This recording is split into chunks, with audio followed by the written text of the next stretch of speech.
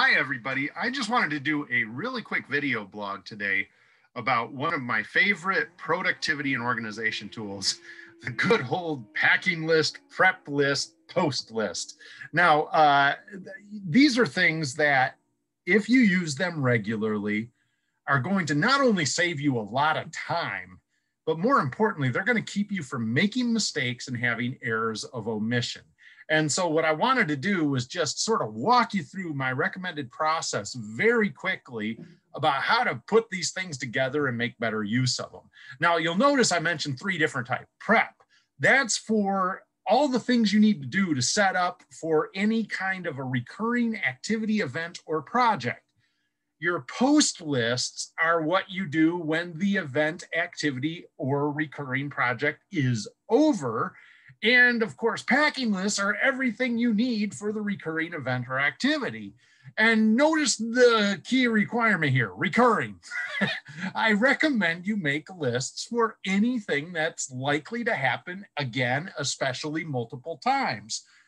Going to the kids' soccer game. I made an example in my e-newsletter, setting up, using, and finishing the use of your boat, the things you do at the startup for your garden, your annual marketing plan set up for your business or budgeting process. All of these could benefit from prep and post lists, and many of them with packing lists. And of course, I'm going to recommend you put all these things right here on one of these, put it into Google Keep or OneNote or the Notes app on your iPhone.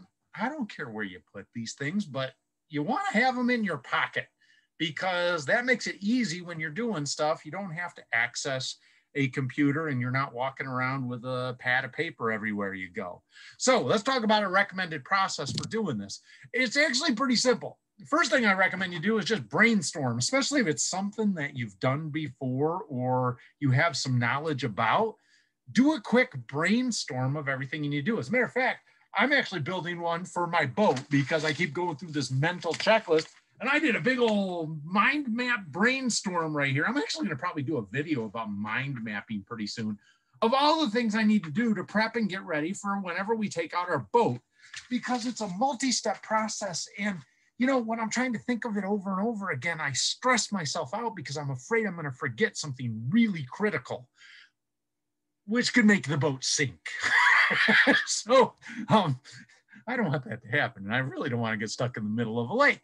So I'm going to now take this. Next step is I'm going to organize and reorder that brainstorm. I'm going to put it into some form of a checklist style list. Then what I'll probably do is get that extra set of eyes. My wife and my daughters both usually help me with the boat. After I put the whole list together, I'm going to have them take a look at it to see if I'm forgetting anything obvious.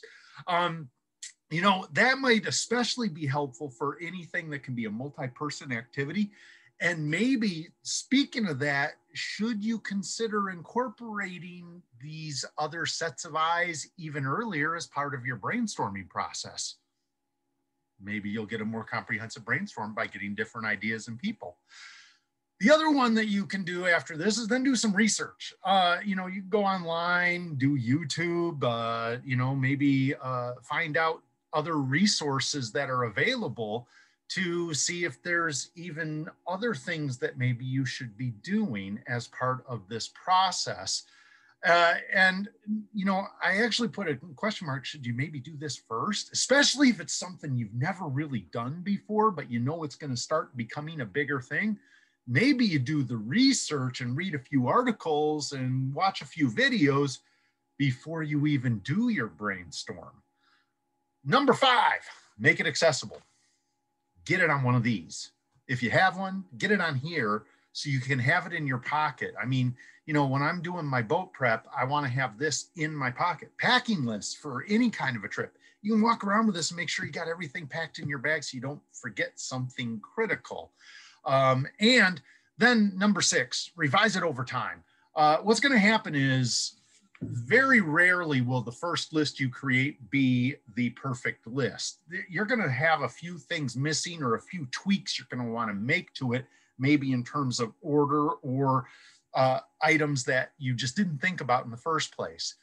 By having it accessible, though, on one of these, you could actually make those revisions over time immediately and have access to those so that over time you have continuous improvement.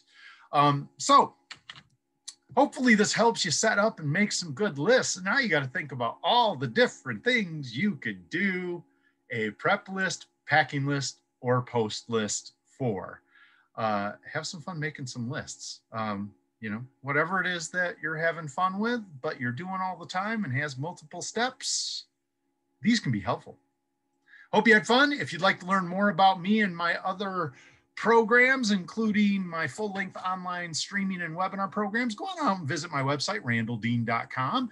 I am, of course, Randy Dean, the email sanity expert. I want to say thank you again for your time. If you like the video, please consider giving it a like. Please consider subscribing to the channel.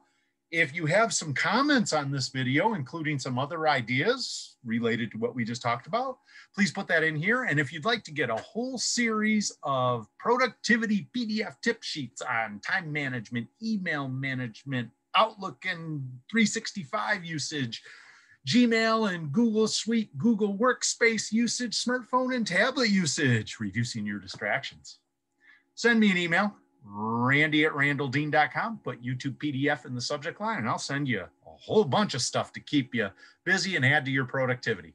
Thanks a lot.